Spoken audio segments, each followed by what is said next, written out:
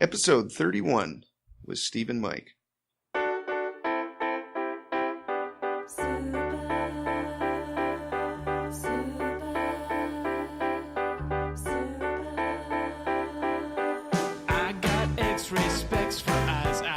Welcome to the Heads Up Poker Podcast. This is Steve Barton. This is Mike Snyderman. Right on, buddy. How you doing out there, man? You just got in. You had a pretty whirlwind, hectic. You got back from New York, and then you. How the fuck do you think I am? I just left for the main event. I know that sucks, man. Come up with a better question, Barton. For God's sake. Oh, that's a bummer, man. No, whatever. I was really feeling it. I thought I'd do well in this thing, but it wasn't my day. Yeah. What? How did it start out? What was your table like? You texted me and said it was a pretty tough table. It was unbelievable how aggressive this table was. I mean, for about 10 minutes, it was typical fold around, and there was a couple pots. And then this one guy sat down, and his second hand was a 5-bet fold. Wow. Somebody bets, he 3-bet, and it just changed the whole dynamic. I mean, there was a bunch of young kids who were ready to fight anyway. Yeah. But this was it was ridiculous. Like almost every pot, I'd say 60% of pots were 3-bet, and at least 30% of pots were 4-bet. Wow. Pre-flop, obviously.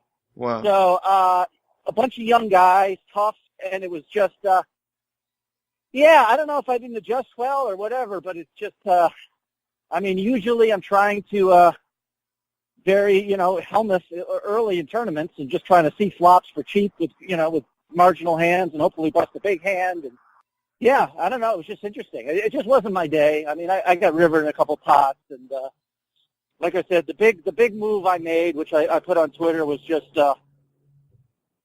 didn't work well for me. And then a guy I thought played my bust out hand pretty terribly, but I don't know. It just wasn't my day. I don't know. But like I said, this table was, and the funny thing is I'm looking at the table adjacent to this table. Yeah. I'd say the average age was like 65. Oh. There was only one guy who was like under 40, and I'm like, oh, I'd love to be over there. It'd be one of those things where, you're not going to stack people off easily, but I could almost guarantee you'd slowly grind your stack up and finish the day with 50K kind of thing. Yeah, that's just a slow build. Yeah, exactly. They're play too tight. Yep. Yeah. I'm trying to think if there's any. I don't know. Like early on in this tournament, I defended my big blind with pocket nines against the button open. Okay. And then so you just called, right? You didn't 3-bet? Yeah. Okay. Right. Do you remember what the blinds were? This was first level, 5,100. Okay. I mean, this isn't like I'm just going to race through a couple hands so I can get my requisite bitching in. Okay. Before I talk about the hand that I fucked up. Okay. Anyway, Queen Jack deuce, I check, he bets, I call. The turn is like a 7, I check, he bets, I call. The river's a 4, I check, he bets pot. And I said, pocket 4s are good, and called. And he had a set on the river. Oh. And then, there was a couple hands. There's another one where, like I said, it's just hard to see flops for cheap. Like somebody raised middle position. I had the old 10-8 suited on the button. I'm like, oh, good. Mm-hmm. And then, you're just never, and somebody squeezed from the blind. And so all of a sudden at 100, 200, I had to put 1,400 to see this flop, which probably wasn't ideal. But I'm like, fuck it. I'm in position. I want to see it. And the flop was Jack 10 deuce.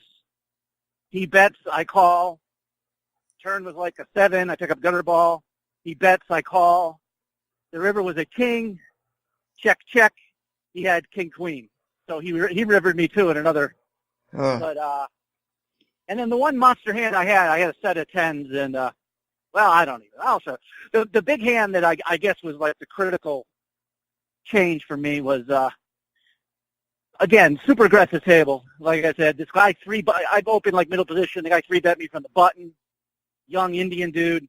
I had ace-8 suited. I decided to 4-bet. It's probably just a fold. He flats my 4-bet. This pot's getting real big. Like this was 100, 200. I made it like 475, and he made it like 1,400. Then I made it like 3,200, and he called. Wow. Then the flop was 7-7 deuce, 2 hearts. I made it 3,900, and he called. And you had ace-8 suited of what?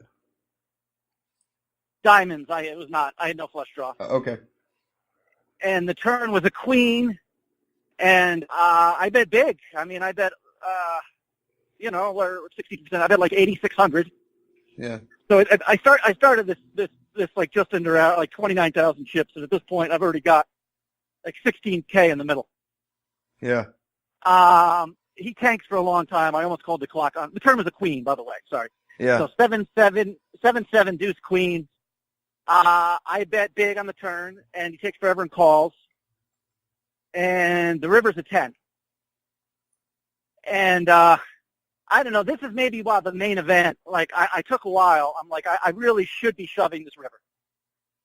Let's say I got like 14 left, but he seems to be pot committed. I mean, there's 30-something K in there.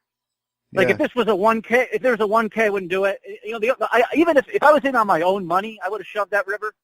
But I'm like, I hate to have to lie over Twitter and claim that I got set over set. Yeah. Yeah. I don't want my backer to know I got 150 fucking blinds in there with ace-8. So I checked, and he checked behind. Well, from his perspective, well, whatever. He checked behind. He has ace-king. So he called that big turn bet with ace-king. But if he shoves the river, I mean, I guess he's calling, but what if I'm turning pocket nines into like a bluff? It's such a bad bluff catcher. I think you shove that river, you win. You're representing, I think in my mind, at least here, you're representing two hands, and it's either aces or kings. And if you shove the river, I think it tells a pretty convincing story. Well, he's got the blocker to the aces. He's got the blocker to the aces and kings. I mean, it's one of those things where in his mind, I've got queens or nothing, but why wouldn't I have jacks? And it's like I'm pot committed. I'd rather shove it in there. I guess my turn bet. I don't know. I could be giving away something physically. You know what I mean? I think I'm pretty consistent. Where as soon as I bet, I pull my sweatshirt up over my face. I don't know. I don't know, but.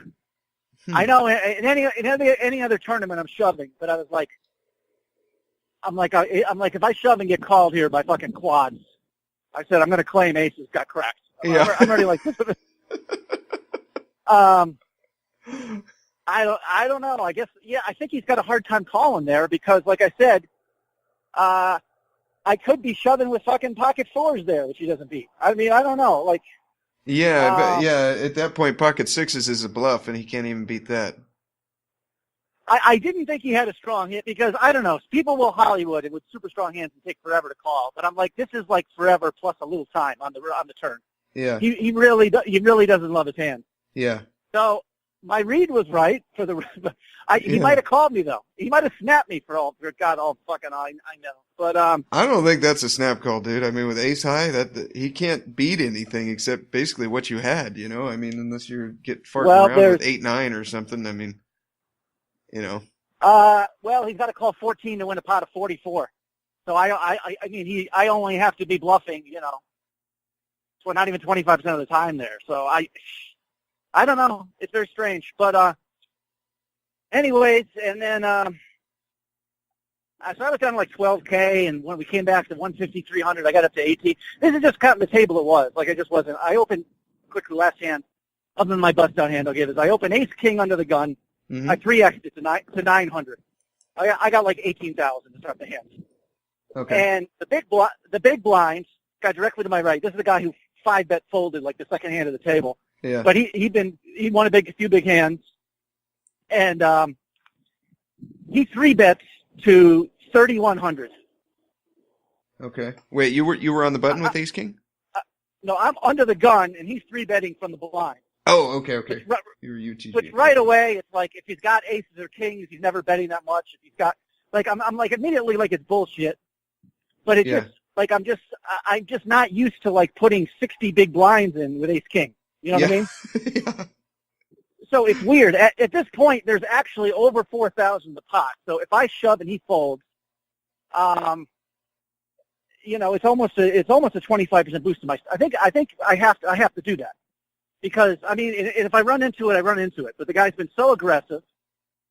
Yeah, I don't know. So, anyways, and on the other hand, if he does have shit, my hand's under rep. If I actually hit the ace of the king, he's going to say, well, he doesn't have ace king. I don't know. So that one I felt dirty about. That was the one where I'm like, well, what'd you do? Did you fold or? No, I just flatted and then okay. gave up on the. It was a 10-10-6 flop, and I just check folded. Okay. And so yeah, I'm sorry, I didn't even tell you that. So that just felt dirty. I'm like, to be playing so passively. So yeah, I don't know. It's just like a table where you gotta just sit back and wait for. It felt like somebody was going to spew. It was getting so aggressive, and it did happen, and I was not the beneficiary. Yeah. Some guy six bet shoved ace king off and ran into aces with some guy who like the worst hand he had when he 5-bet was like king. Yeah. One of those kinds. And this guy had this was a 100-200, and he had like 36,000 to start the hand. Ooh. So he put like 165 bigs in there, whatever it was. Yeah. And he was crippled. So if I didn't have any real big hands and whatever. And then quickly, if you want me to, I'll give the old bust out hand. This one just made me angry. As I opened from the cutoff, I think I had like 14K to start the hand. Ace queen off. I raised 900. The button flats, and then the guy from the small blind 3-bets, pretty small, like not even like 2,800 or something. Okay. And I was just through it. I was still pissed off over folding the ace king. This was probably 15 minutes earlier, but still, I'm like, well, ace queen. I'm just going with it here. You know what I mean? And even though it's still almost 50 bigs, I'm ahead of this guy's range. So I decide to. The thing is, if I shoved, I didn't want to get called by pocket sixes somehow. This guy only had like 18K to start the hand, so I thought I'd do one of those pot committing 4-bets. So what were the blinds at this point? Were they 300 or 150, 300? Yeah. Or? Okay. 150, 300, no ante. Okay. So he made it. I think he made it like 2,600 or something, and I made it like 6,100. Yeah. So basically, I'm committed to the pot. This guy tanks a while and calls, and obviously, well, maybe not obviously. I don't know. I mean, if I still have like a little over 80,000 in my stack. So if I don't like the flop, I can still fold and have, 27 bigs. But at this point, there's 14K in the pot, and I'm just going to shove. I've already determined I'm shoving any flop. Yeah, yeah. So the flop is king jack with an X. I've got a gutter ball, and I shove, and he calls quickly with ace jack. So it'd be one thing if this guy was chip drunk with like 80K in chips, but he barely had me covered. He had me covered by like 3,000 or 4,000 chips.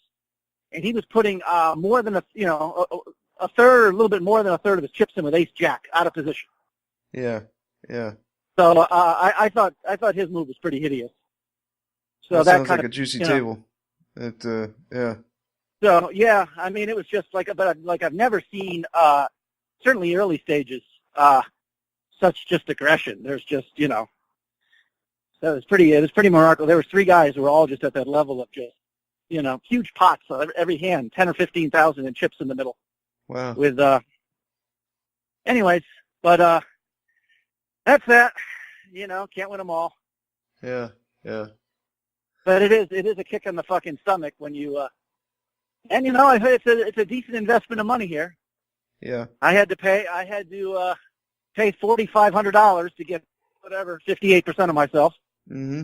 So at least, but yeah, I did have I'm like, when I left, I'm like, I wish I had some of Steve's beef jerky right now, so I don't have to pay $19 for a cheeseburger. Some sort of consolation. Yeah, yeah. But it is funny how I don't know if no, I mean I felt good coming out here, but like you started to say, it was like a whirlwind. Go to New York for a week, fly to San Diego, sleep for a few hours, jump back on the plane, get here. Yeah. So, I mean, I was tired, but, I was even telling myself fatigue is going to help me a little bit because I'm not going to be getting on the line early. I'm just going to be. But then, or whatever. I was going to say, how much is a taxi from McCarran Airport to Rio supposed to cost? I don't know. What is it? Well, some guy, I'm not even thinking. He's like, man, do you, He's like, do you want to get there faster? It'll cost a few extra bucks. He's like, we can go on the highway, or that some people get upset when they're stuck in the light. I'm like, yeah, whatever's faster. But like, I wasn't paying attention. Anyways, it's $24 cab. Maybe that is just about average. But I was going to guess 20.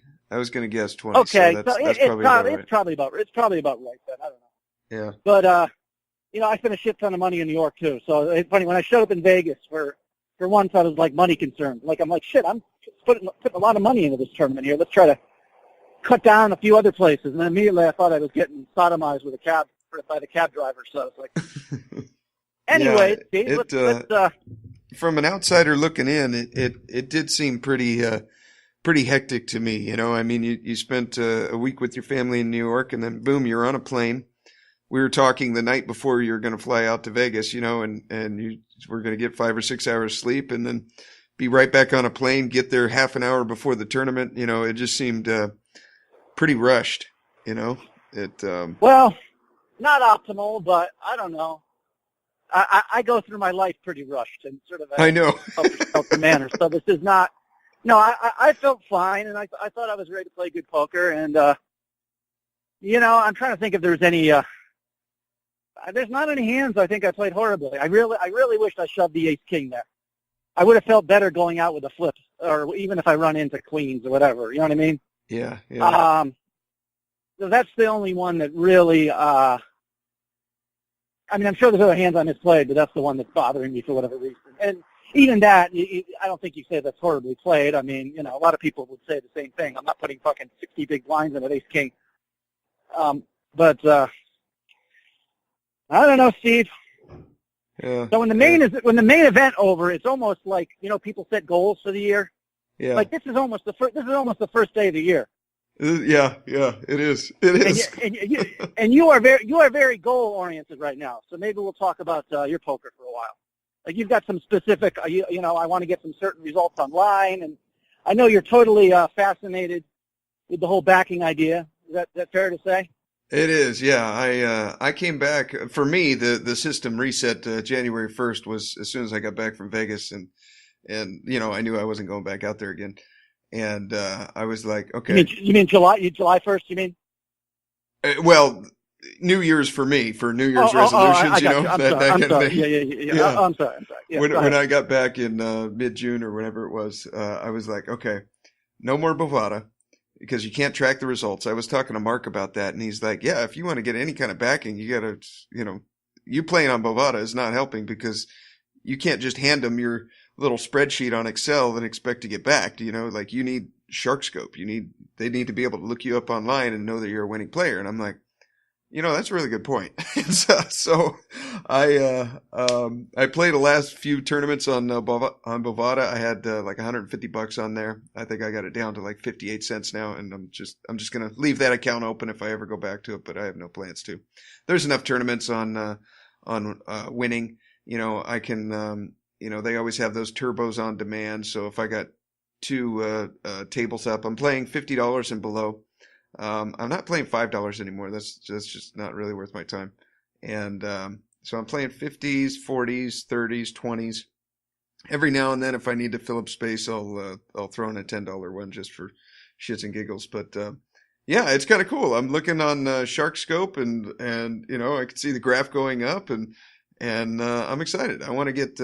I just want to grind online. I want to get really good at tournaments.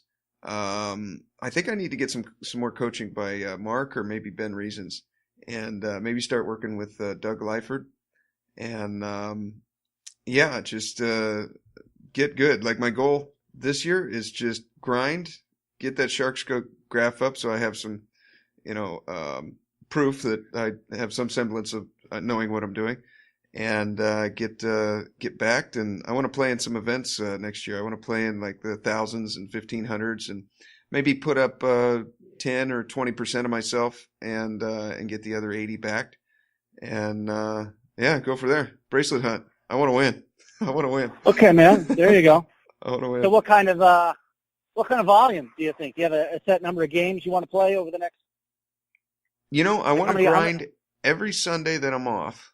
I want to do that.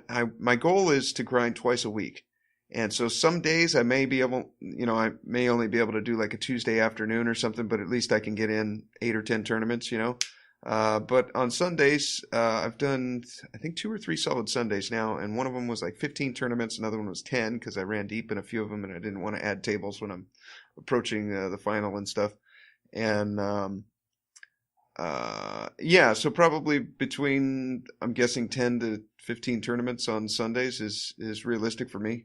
I need to figure out how to hook up my computer to the TV because we got like a 35-inch TV or something in the living room, and I'm limited to 4 tables here. But I think I could do more if I had a bigger screen, because I'm just doing it on my laptop. So if I could figure out how to do that, then I think I might be able to put up 6 and comfortably play that. But So anyways, I'm just excited to be grinding. Probably, huh? Hopefully at least 20 tournaments a week, so you have 1,000 tournaments over the next year, which will be a big enough sample. Yeah. Where you should have your where you should have a good idea of your ROI and that sort of thing.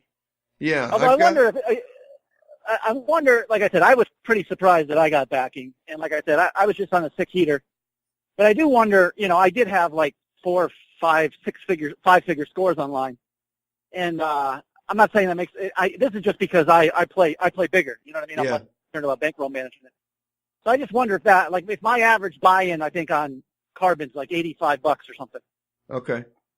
Like your average buy-in right now is probably going to be $25. I think it's 22. So I'm just wondering how that looks to possible investors. You know what I mean? Like your ROI. Yeah, I mean, I'm just throwing it out there. I got no idea, but like I said, if you start grinding up a bankroll, I think at some point. Not that I should be giving any bankroll suggestions, but like I said, if you can start beating, because there's a lot of, obviously, these American sites, people don't realize these big Sunday buy-ins are, the final table of those things is, you're going to be playing against a bunch of pros. Yeah. So, anyways, just throw that out. Like bumping up. I'm looking it up now. Let's see. Average buy-in is, oh no, it's even less than that. Average stake is $16.80. Average profit is $20.05. ROI is 32.5%. Well, let's just say that you play 1,000 tournaments this year. Ooh, I got a medium shark. I didn't have that a few days ago. That's kind of cool. I was just going to say, let's say you just did 1,000 tournaments this year. Okay. And let's say your average buy-in bumps up a little bit. Let's say it gets to 20. The average is going to be eventually $20. Yeah. But even 1,000 tournaments, you're still talking 25,000 in buy-in. And even if you maintain a 30% ROI,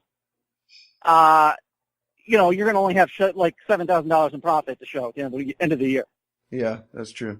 You know what I mean? So it might. I'm just saying that could be like, you know what I mean, like a factor. Like with me, they can say, oh look, he won $50,000 in 6 months. You know what I mean, or whatever. So yeah. Yeah. I mean, I don't know. I don't know how this works. I don't mean to talk. I mean, if you and I play like the same volume on America's Card Room, we're probably going to have pretty similar results this year. I expect, but I don't know. We'll have to see.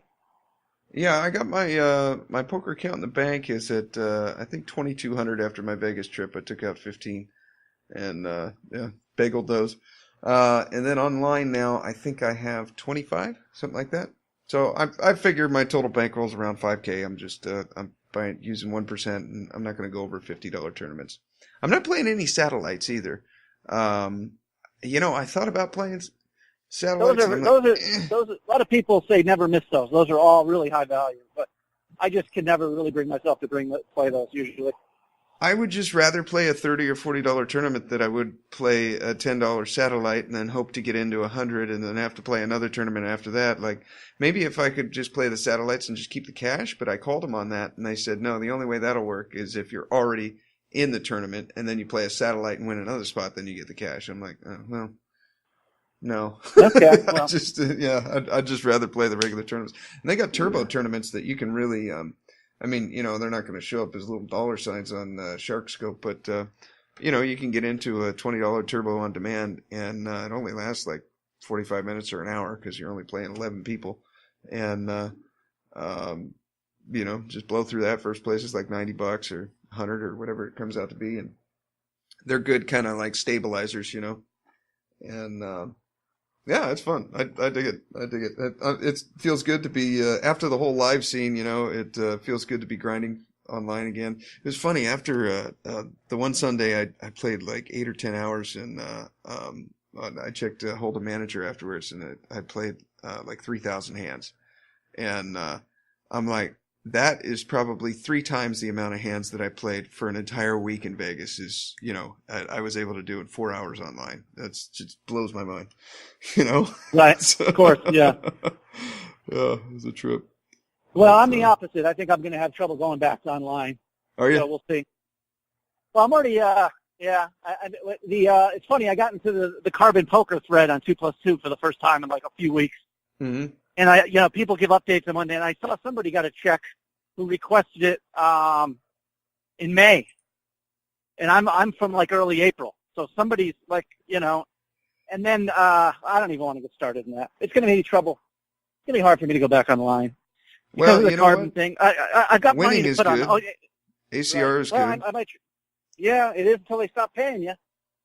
Well, I haven't gotten a check from them yet, and I don't really plan to because I just want to keep on building the bankroll and buying into bigger and bigger tournaments. But yeah, I mean, Dusty's on there. He's never had any problems. I haven't heard of anyone having problems on ACR. Right. Well, yeah. And I know Bovada doesn't have any problems because I got a check from them, and I've heard other people say the same thing. So. And this might be the deal breaker for me. I think I bought a second PC just to play Bovada and America's Card Room, which America's Card Room is not Mac accessible. Oh, I didn't. Anyways, okay. Two nights ago, and I came back, I wanted to throw a movie in for a few minutes. I was going to sleep, and I used my Mac. I mean, not my Mac. I used my PC, and there was no volume on the thing.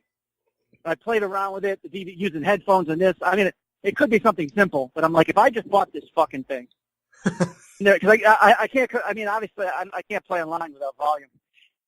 And I'm like trying to think. I probably bought it like exactly like 91 days ago, or whatever time the warranty would be up or something.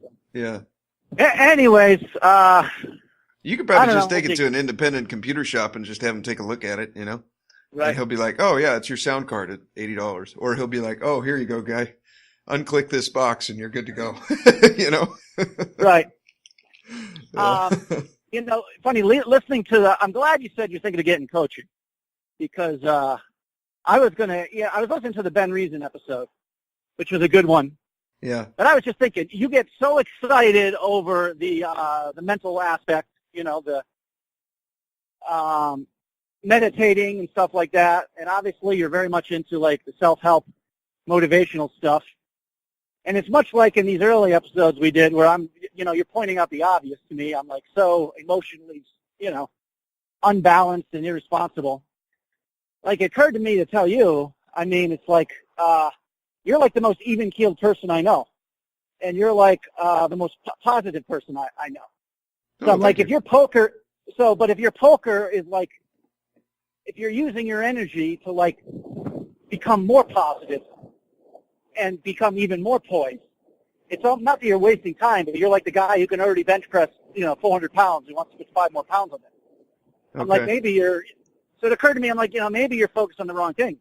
I mean, don't get me wrong, I want to get coaching too, but it's like, I need to focus more on you need to get better at poker. and... You need to get better at poker, right? I think. I mean, not to speak, because like I said, like if I have better results, it's just because I'm playing more tournaments or whatever.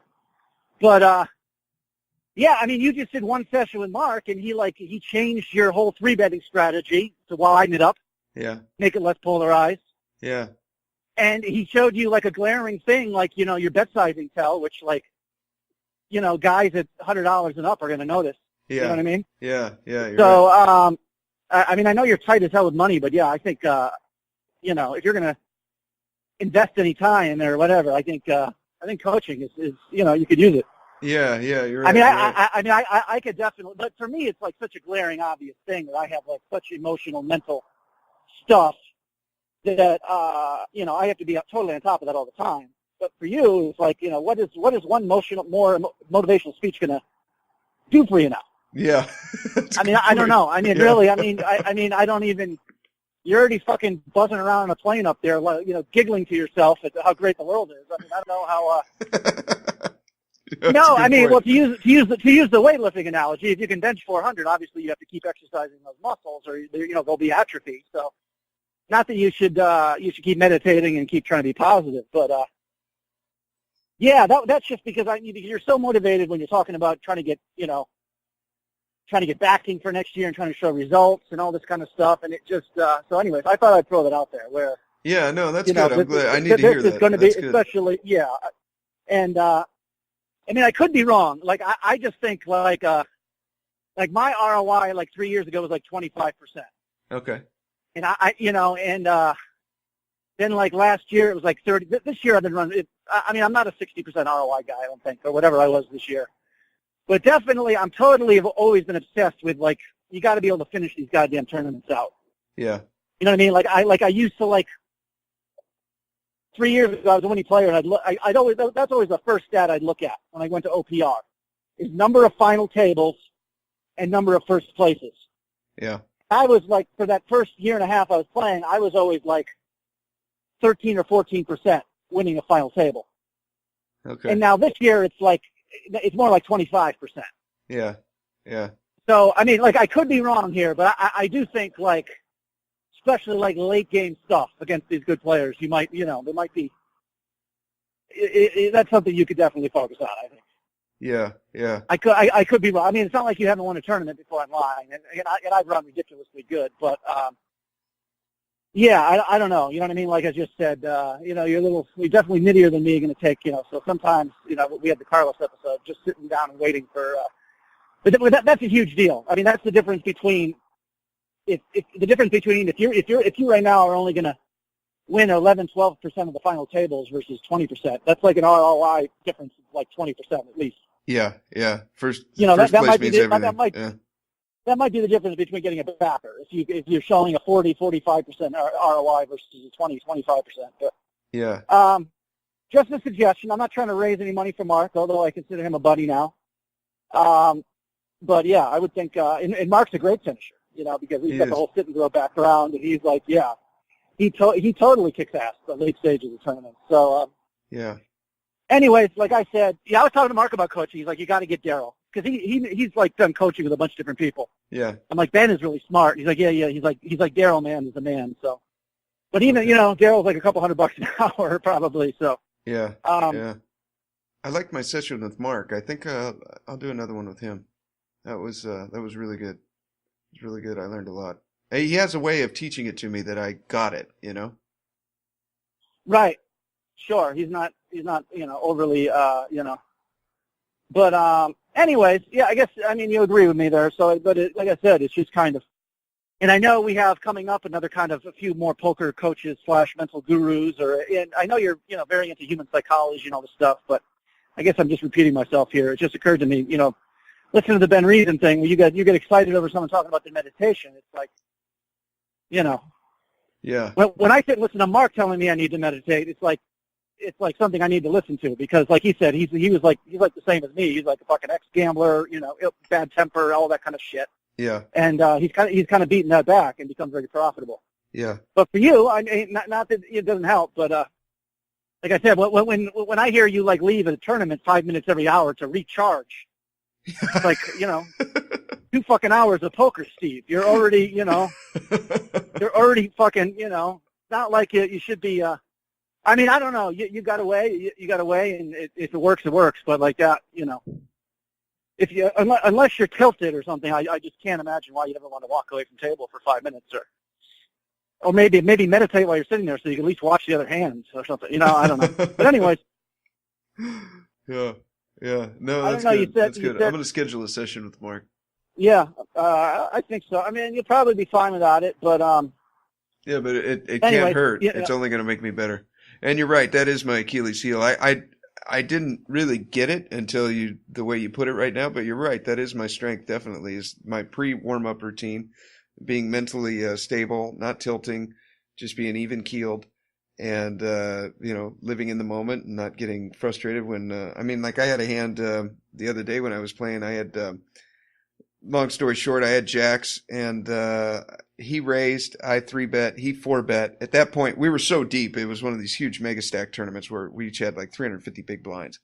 And so I call, knowing that he has one of two hands. He has aces or kings, and just with his numbers, he wouldn't play like that. His 3-bet percentage was like 1.6 over 300 hands or something. I mean, this guy has one or two hands, And so I'm like, okay, unless I hit a jack, then I'm done with the hand, Flop comes out, jack high, and he bets, I raise, he way overshoves, and I snap call, he has kings, the turn is a king.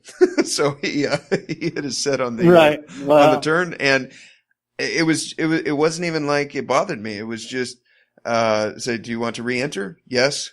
Boom, right back in the tournament. There was no ill feeling. That's definitely my strength is the mental side, I think. And I didn't realize that until you just put it to me now. But you're right. My weakness is, and the one that I think I can improve the most on and see the biggest results is, get some coaching on strategy and, find little leaks like Mark did, with my bet sizing tells and stuff like that. Maybe there's something that I'm not doing. I mean, like I closed out 2 tournaments in the last week, so that was good, but it, maybe there is something to that.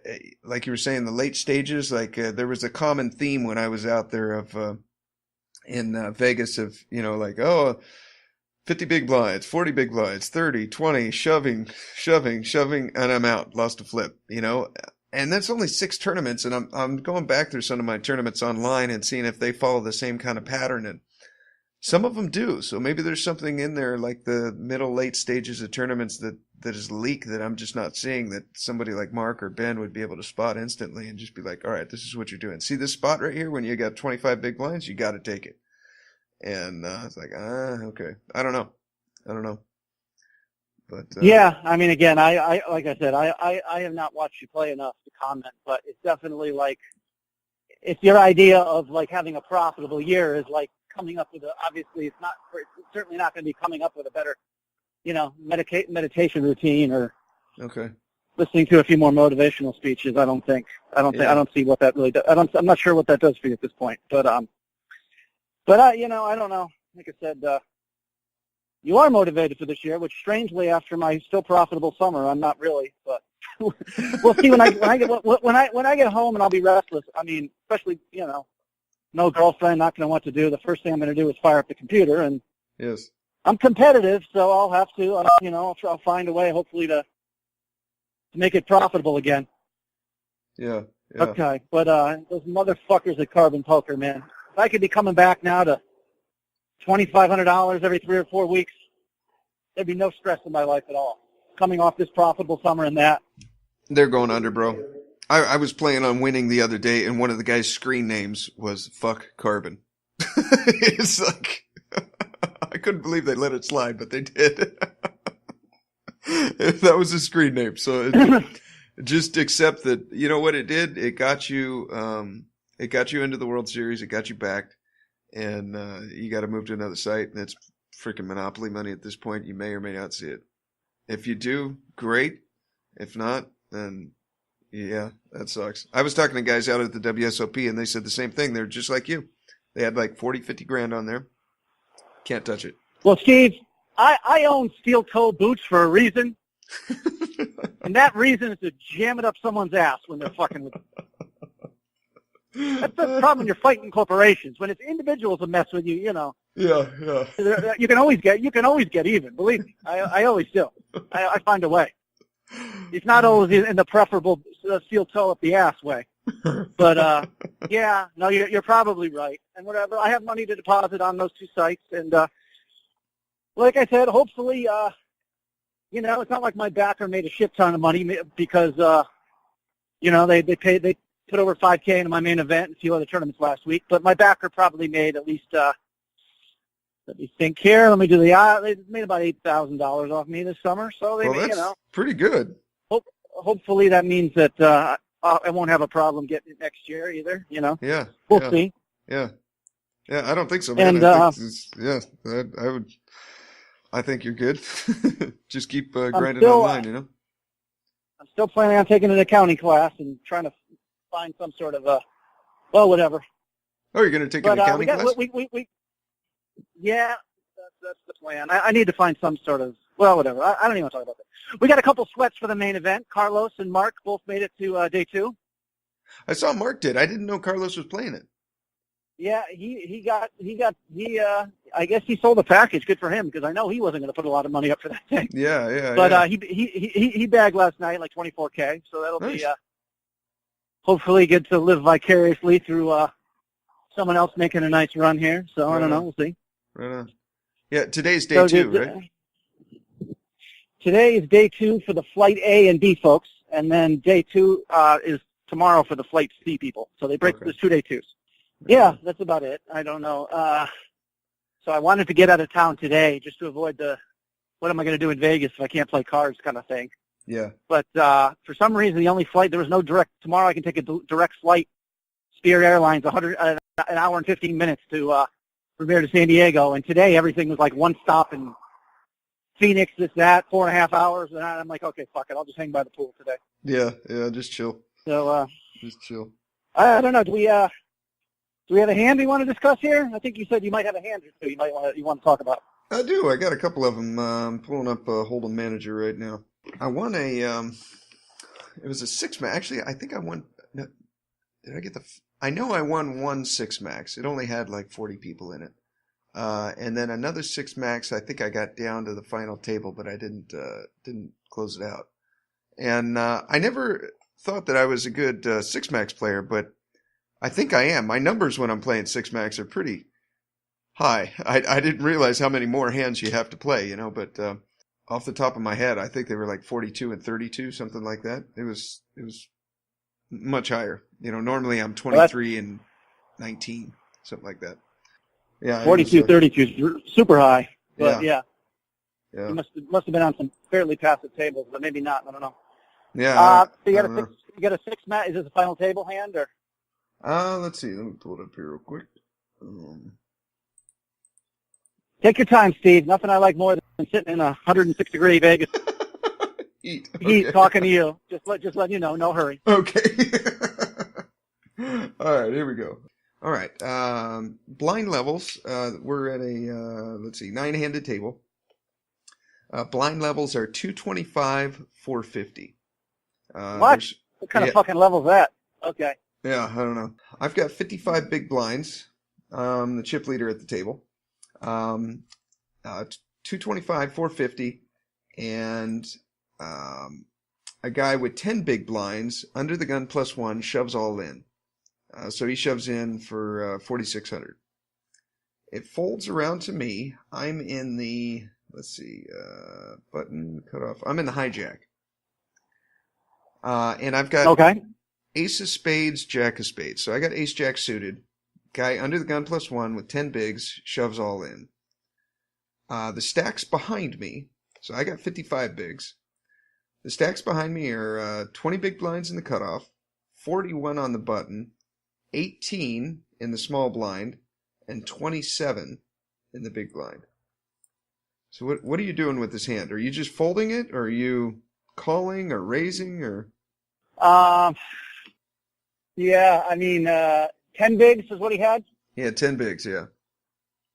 Ace jack suited, such a pretty hand. I know. Ace jack off, I'd say fold it. Suited such a. I mean, really, you shouldn't be actually that far ahead of that guy's range. I mean, he's supposed to fold raggedy aces. Yeah. You know what I mean? Like technically, with an M of 4, I think he's supposed to shove like ace 5 suited, ace 10 suited, a bunch of like suited Broadway. I mean, just assuming that this guy's playing the shove stuff. I mean, never mind the people behind you. I'm just saying it's not like ace jack crushes that guy's range. Yeah. So for that alone, I'd be leaning towards a fold. Okay. I don't know. If they all had 20 big blinds behind, then I'm more likely to just rip it, Yeah. But, and then, I mean, obviously the guy who has 41 bigs, what are the numbers there? If you flatten, he shoves, you're getting 2-1 on your money. I mean, you got to fold, but there would be 60 plus bigs in the middle. You'd have 30 more to call. Yeah. Yeah. And the 27 big blind, you hate to call that off too, but then that one you really got to call. Yeah. Because there'd be 47 bigs in there, and you only have to call 17, so you'd be like almost 3-1 on your money. Yeah. So I mean, again, game flow, opposition, everything, but in a vacuum, I'm leaning towards a fold here. Okay. Yeah, after this was one of those dicey situations where it felt to me kind of like that hand we talked about a few weeks ago, where I had ace queen in early position and the really tight guy shoved under the gun, and now I've got like 6 guys to act behind me, and I'm there with ace queen offsuit, and I'm like, right. It felt like that, it's a worse hand, but in later position, right. But the stack size is behind me. I'm like, I don't know what the move is here. Yeah, I ended up calling, and then the small blind shoved for 18 bigs. Big blind folded. At that point, there's 18,000 in the pot, and it's like 3,000 more for me to call. So, of course, I snap call, and he ended up having ace queen. The guy with 10 big blinds, he shoved with queen jack suited, so that's right in this range. I think you have to shove down to 10-9 suited there. I could be wrong. Maybe it's jack 10 suited.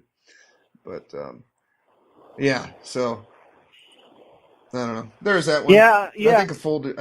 You're right. I think that is. It's right there. I think ace queen is you got to go with it. And like you said, ace jack off is definitely a fold. But ace jack suited, I felt like it was like you're funny there how with like pocket 6s or 5s or something. You're like, what do I do? It's funny how that 3% chance of a flush radically seems to change the way we look at hands. But, it does. Yeah, no, I think it's a fold. Although I'm almost surprised. I would have, if the other guy, I would shove with ace queen there too. So I can't blame that. But you are getting a fold at ace queen there sometimes. Yeah. I mean, maybe not that stack. Like the guy with 30. Maybe if I re-raised it, maybe if I clicked it a little bit more, but then I'm committed to the 41 big blind. But for sure, Again, a lot of this timing stuff I talk about is like a bunch of bogus and everybody knows the same shit. But like if you don't want someone to go over the top of you, I would like take a little extra time, do like a fake tank before you call. Okay. You know what I mean? So somebody might be afraid that you could be at the top of your range. Yeah. Someone's like, oh, he's just flatting with aces or kings here. Because typically when people do that, they take some extra time, like they're hemming and hawing. So you kind of reverse that. So maybe if you take time to, I don't know about this particular hand, but if you take a long time to call, maybe that 20 big blind stack with pocket 9 says, there'll be better spots. Yeah. You know what I mean? That kind of shit. But, I don't, Yeah. Okay. I think it's a fold, but it's pretty close. Like I said, even just the fact that, the stacks behind you made it, you were going to be committed to a lot of those stacks, which kind of sucks. Yeah. Okay. I got another one here. This one's kind of interesting. I'm playing against a guy. His screen name is Frank and the Boys. I had to explain to my wife what that meant. But he's got he and I butted heads quite a bit, especially recently. And I looked him up on SharkScope. He's definitely a winning player. His ROI is like 30% after 500 tournaments.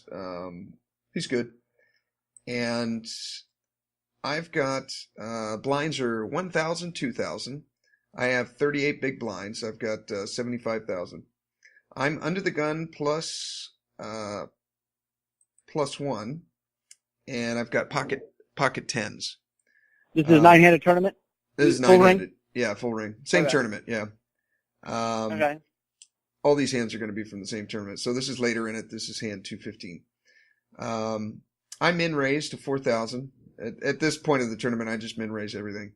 And so I'm in raised to 4,000. It folds around to Frank and the Boys, who's in the cutoff. He has 28 big blinds. And he 3-bets to 9,500. And then it folds back around to me. What are you thinking here when he 3-bets? His 3-bet percentage is about 5%. He's a 24-15. Huh. I was waiting for you to say his 3-bet percentage is like 8.5%, I would have said, well, this is an easy jam. Yeah. 5's a little lower. That is a good stack size to, like, I don't know. There's only 4 hands that beat pocket tens. Yeah. You know what I mean? So, and technically, if he's a good winning player, he's not really getting set mining odds there.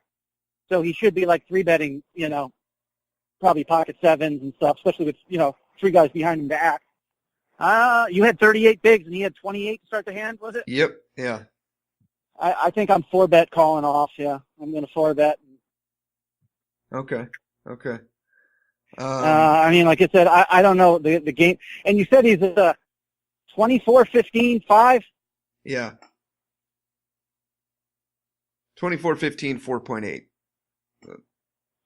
I mean, I guess by game flow, is this like the final table? Are you down to the end here? I think we're down to the final 2 tables, maybe 3, something like that. I mean, if he hasn't like 3-bet in like 3 rounds or something, maybe. Of course, that makes it even a stronger argument for him, 3-betting light here. You're not folding. No. Right? No. Playing tens out of position is not great. So, yeah, I'm gonna 4-bet call it off. I think is what I want to do here. Okay. And if you run into it, you run into it. But if you flat, it's tricky. With position, he's just going to win that pot so many times. There's overcards, blah blah blah, and he's got, for some reason, he's 3-betting, ace jack off here. He should be folding to a 4-bet, but maybe he doesn't. You're taking that. There's a lot of value to just taking it down. There's probably 8 big blinds in the pot now, right? I mean, that's not insignificant. 18,000 at this point, so that would be 9 big blinds. Yeah, like I said, I wish his 3-bet percentage was a little higher. I'd feel a little more comfortable. That makes me think he's more often going to 3-bet for value. But that's what was kind of holding me back, was his low 3-bet. And yeah, I thought to myself, I'm like, okay, what am I set mining here? Like, 5% of hands isn't much, And well, 5% is still, yeah. I mean, if you think about how much time an 8%er is still 3-betting with a lot of crap in many situations. So he's probably 3-betting with some marginal hands there. But he shouldn't really have a flatting range there at that depth.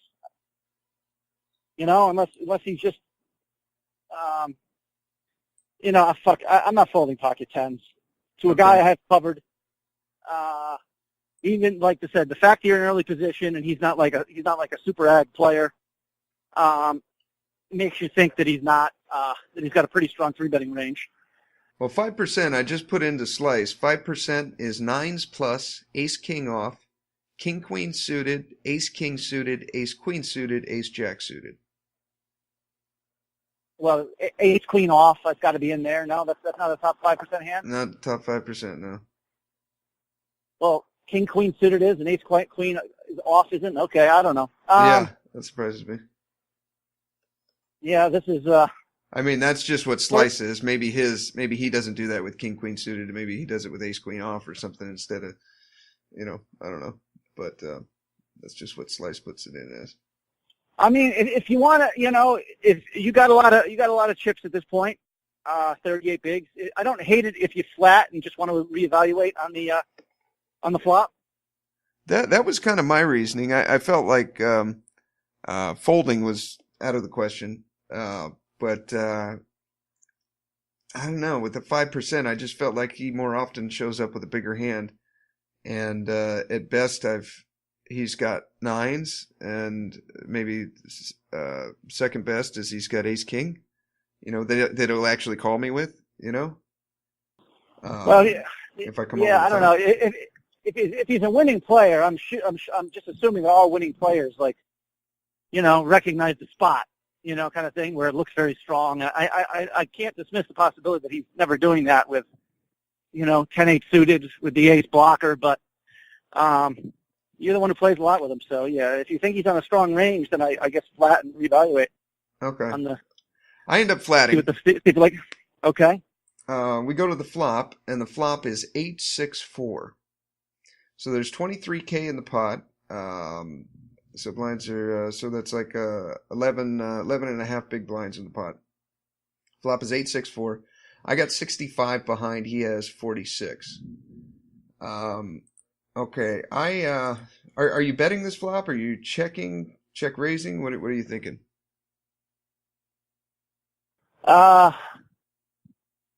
Yeah, you probably either check raising or check calling.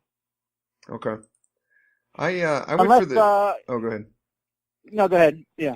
I was gonna say I went for the check raise. I thought if he's got an overpair and he does anything after this check raise, then I feel like I'll know where I'm at.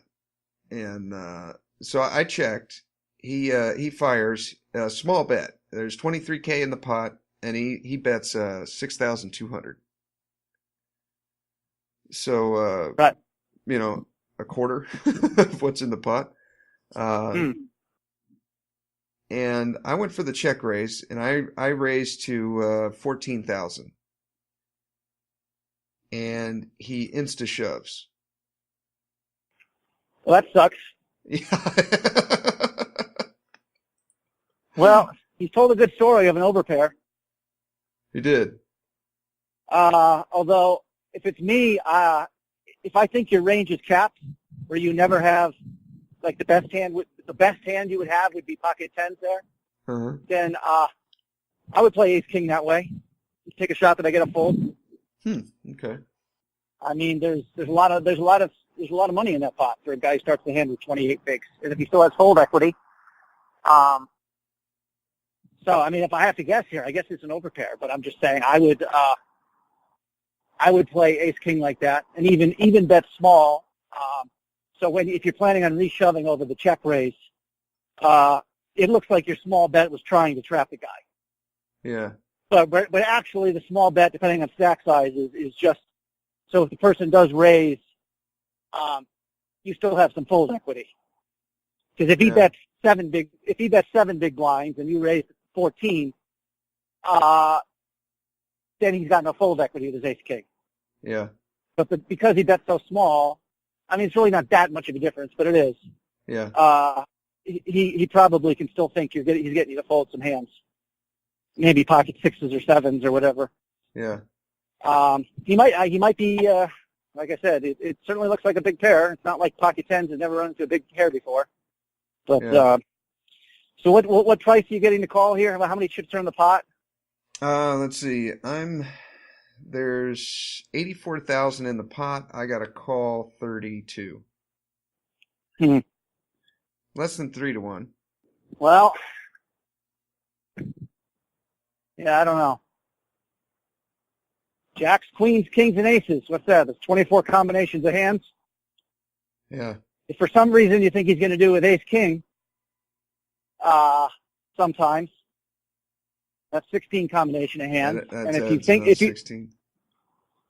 you think there's he's ever going to show up at pocket sevens or just some weird ass jack queen suited here, I mean, basically, if there's any error in his range, any significant error in his range, you got to call here. But like I said, you're the one who's played with him. You thought his pre-flop range was strong. This certainly looks strong. Then I don't know. I guess I defer to your judgment on this one. Okay, it's close then. Okay. All right. Maybe you're right. Maybe I should have just 4-betted in or 4-bet call it off pre-flop, and just if I run into it, it's a cooler. Part of me was like, man, I got 38 bigs. Am I really going to go broke on tens here? But I mean, I wouldn't have got broke. I would have still had 10 big blinds, but to go from almost 40 to that is pretty crippling. So what did you end up doing here? You folded? I folded. He didnn't show, so I don't know what he had. But against the average internet villain, like I'm not. I think there's certainly more maybe non-big pairs than you're thinking there are there.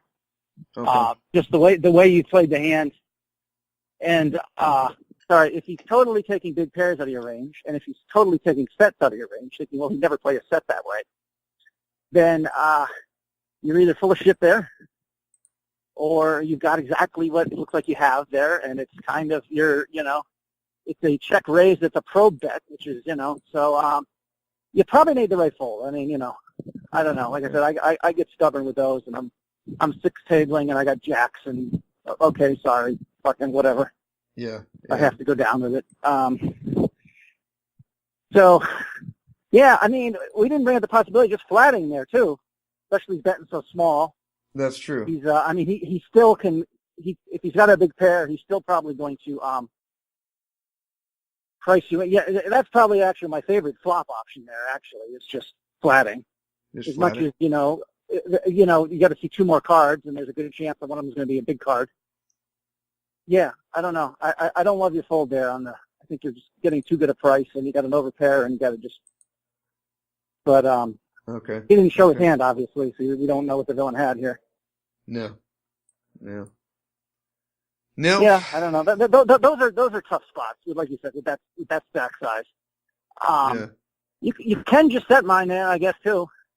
It feels really dirty. That's one of those spots where you want, like, the ace, king, queen flop. So you're like, okay, good, I got off cheap. Yeah, exactly. When you see jack, king, queen, you're like, all right, I'm done. Yeah, if he's got pocket sevens, good for him.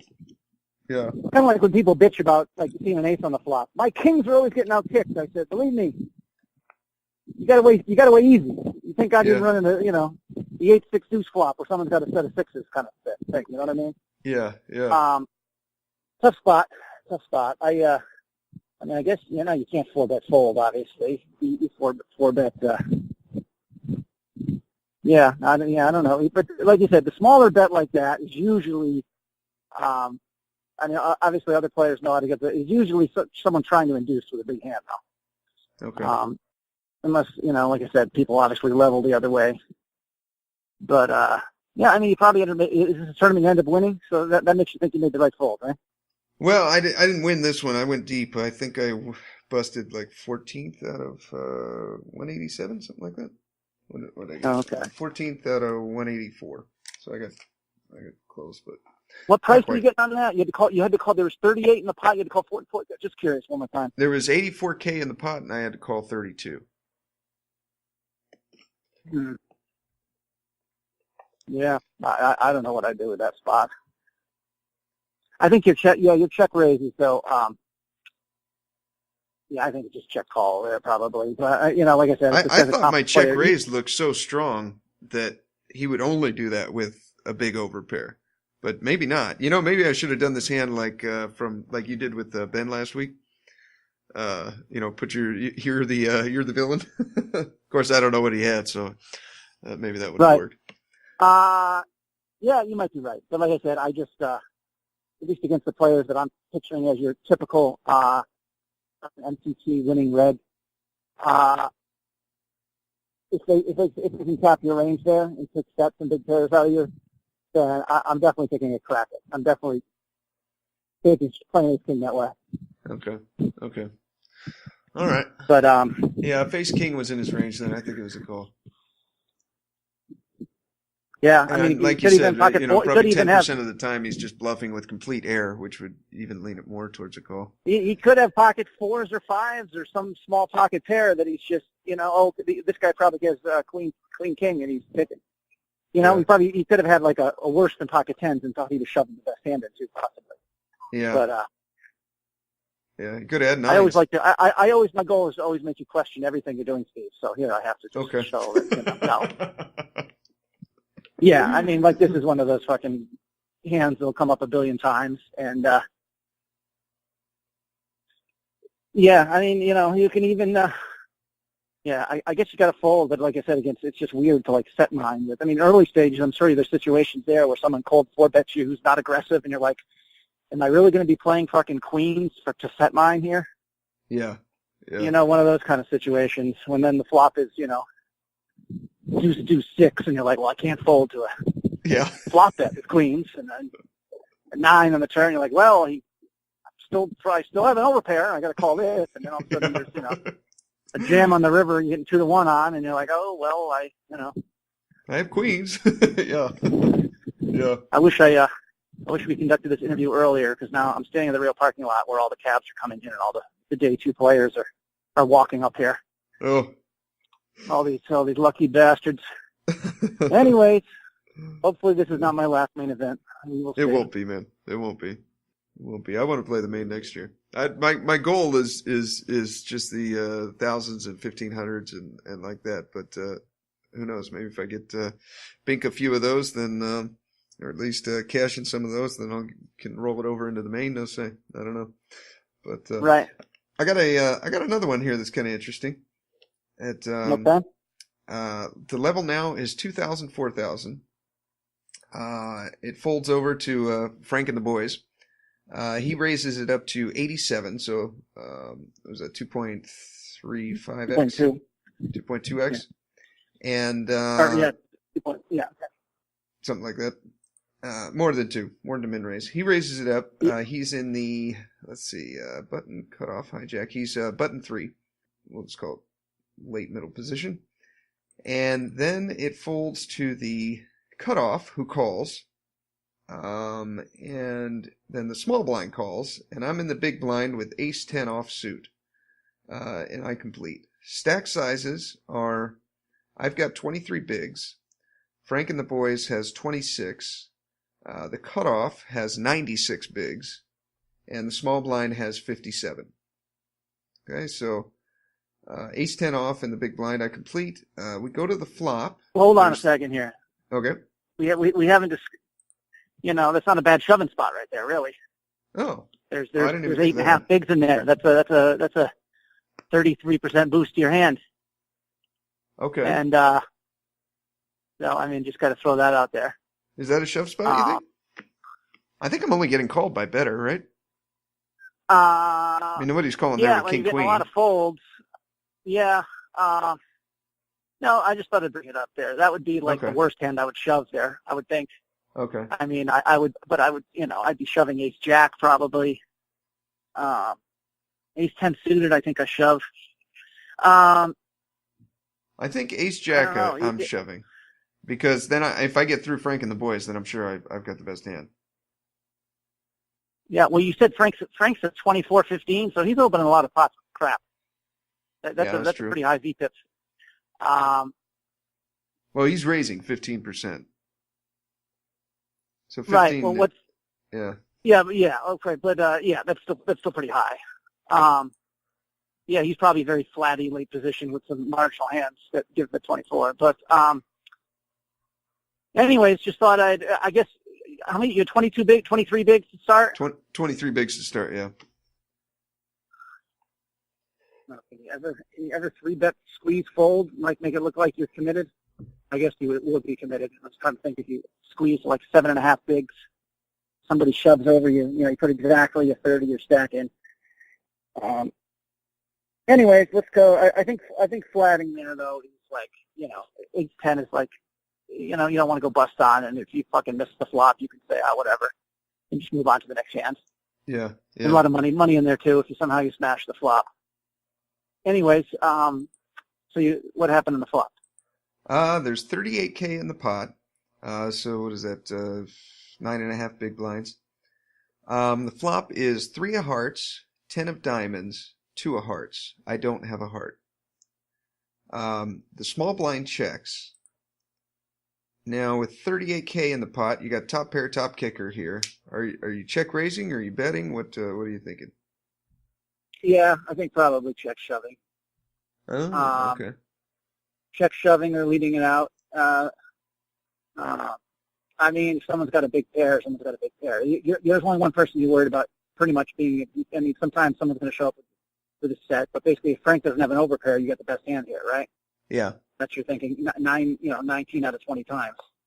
So yeah, I'd probably check, or lead out and, against a certain villain, like I said, if it's against me, just donk lead, and I'm going to raise with king, queen, and then you shove, and you've stolen some extra blinds from me. Okay. Because even in a multi-way pot, I'm raising the donk betters 2 out of 3 times. Okay. It depends. I shouldn't say it's not that frequent, but I think with 20 bigs and top pair, top kicker, you got to be willing to get it in here. Okay. I certainly I would. Okay. If it was like a different kind of villain in early position or something, but I'm probably, check calling, but I guess Frank and two guys who should not have a big pair, although you never know. Every now and then, the button's flat with aces, hoping since you've got a shove stack, you do something. So sorry, what ended up happening this hand? Well, I let out. I let out for about 40, less than half pot. What is that? 45%. I let out for 17,777. 38K in the pot. Okay. I let out for almost 18,000. Then Frank and the boys, looks like he clicks it back because he makes it 35,554. So he clicks it back. Then the cutoff raises. He makes it 78,000. Huh. And then the small blind makes it 121,000. Well, now it's an easy fold. Okay, that's an easy fold, right? Yeah. Okay. I mean, there should be no way you have the best hand here. I mean, Frank could have nothing, and then the next guy could have a flush draw, and the other guy could just be a fucking. What are the stack sizes for the other guys? Okay, the cutoff has 96 big blinds. He's a 30-26, 3-bet 17% over 137 hands. So it's not a huge sample, but it definitely says something. And then, let's see, the small blind is over 130 hands. Wow, I didn't notice this until now. What's his stat? How many big blinds does he have? He's got 57. But his stats are 24-2. 3-bet is 3%. You should be, yeah. I mean, you're probably even third best here, maybe. I don't know. Somebody's got a set. That's what I was thinking. I was like, somebody's got jacks and another guy's got a set. But there's no way I'm good here, I don't think. I was going to say the button slow played kings. And somebody hit somehow a set or like an open, like a straight flush draw somehow, get a ball with a nut flush draw or something. Okay. Now I think it's a pretty easy fold, yeah. I mean, okay. All right. I thought it was a pretty easy fold, too. I wanted to know the stack of the small blind. Just like, for some reason, if he only had like 17 bigs, there's a chance that he's just got a 10 and he's like, fuck it. Yeah. You know what I mean? Like 10. But if he's got 50-something bigs and he's re-raising, yeah. I mean, he should have like 2 pairs at the worst, but I don't know. Okay. All right. I feel better then. I almost didn't bring this hand up, but I'm like, well, maybe there's something I'm missing here. But when you said it was an easy fold, then I thought it was at the time. I snap folded, but reviewing it, I'm like, maybe not, because maybe this is being results oriented, but I fold, Frank and the boys folds, and then the what's his name? The cutoff, he calls the re-raise from the small blind. The turn is a 5, an offsuit 5, so it's 3 of hearts, 10 of diamonds, 2 of hearts, 5 of spades, and then the small blind shoves. There's 335 in the middle, and he shoves 100K. The cutoff insta calls, and the small blind has ace 8 of hearts for the nut flush draw, and the cutoff has 5-4 of clubs for the open ender.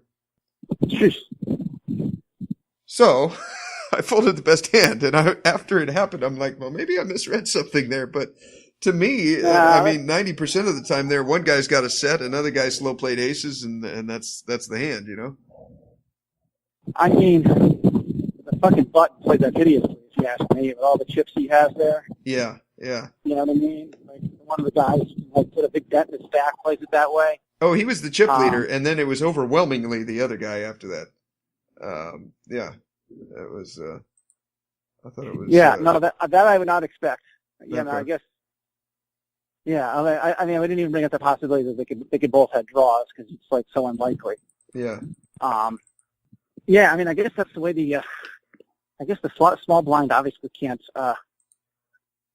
just flat the ace size flush draw there. I mean, I'd be tempted to fold that hand if I was them. Yeah. And that flush draw there, as much as it hurts. You've only put fucking 1.5 big, 2.5 blinds in the pot. Yeah. There's a bet, a raise, and a re-raise. So I think they all played it horribly. Yeah. Okay. They're all kind of putting a lot of chips in there with junk where somebody should be very nutty and having the other guy drawing very thin. But No, yeah, you played that fine. Okay. All right. Okay. There's one other quick one here. I've got blinds are 3,000, 6,000. Let's see. UTG +1 has 38 big blinds, and he 3X's it. He raises it up to 18,000. Okay. It folds around. To me, I'm on the button with 24 bigs. So he's got 38, I got 24, and I got pocket sixes. The small blind has 50 bigs, and the big blind has 12. What are you doing with pocket sixes here? I don't know. I'm probably shoving. You're talking to. What's the guy's numbers? How many hands do you have against the OP? I've only got 28 hands, and he's 11, 14, 0. So not much of a sample. How many big blinds do you have? 24? I got 24. He's got 38. The small blind has 50, and the big blind has 12. Yeah, especially because he's 3X's. Your 3-bet's going to be pricier, so you can't really 3-bet fold. I mean, you got a pair. And you're getting short. And there's 6 big blinds in there, which is a 25% boost to your stack. I'm probably ripping. Ripping, okay. All right.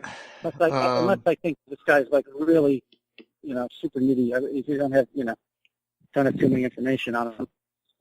But I mean, I guess he shouldn't be opening a lot of crap hands there, with his stack size. Yeah. But I mean, I guess you can still flat there. I mean, you're in position. You call one bet, and you could probably you're going to steal it a lot of times. I mean, even if he's got pocket nines, jack, whatever if you're just committed to calling whatever his C bet is, you're going to take it down on the turn quite a bit. Yeah. So that's the other thing. 3-bet fold is out of the question. Yeah, I mean, the other thing, if you're flatting, to make flatting profitable, you have to be winning that pot when you're not hitting a set sometimes. Yeah. You got to be fighting for it. Yeah. That's my only. That's all I'd say here. Whatever your choice is. Yeah. Yeah.